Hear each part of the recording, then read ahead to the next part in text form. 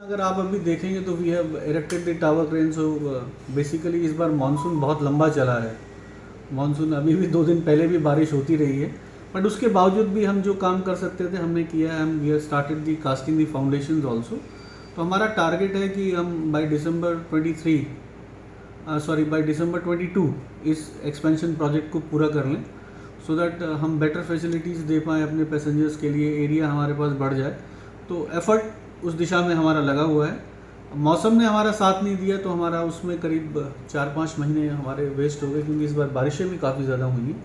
तो चेंजेस आ रहे हैं। आप देखिए बाहर की तरफ अगर आप देखते हैं तो we have done a beautification by depicting important buildings of Goa with विसाजा टाइल्स एंड ऑल दैट, और हमने हॉर्टिकल्चर को भी उस एरिया में इंट्रोड्यूस किया है।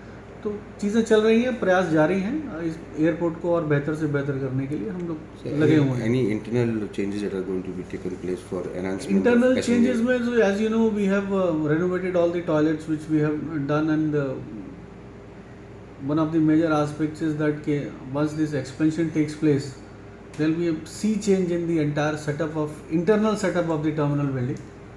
तो उसके लिए हम प्रयासरत हैं, लगे हुए हैं। उसके लिए हम हमारी पूरी टीम इस काम पे लगी हुई है, सो दैट हम बेहतर से बेहतर फैसिलिटी अपने गेस्ट्स को दे सकें, जो पैसेंजर्स यहाँ से ट्रैवल करते हैं उनको दे सकें।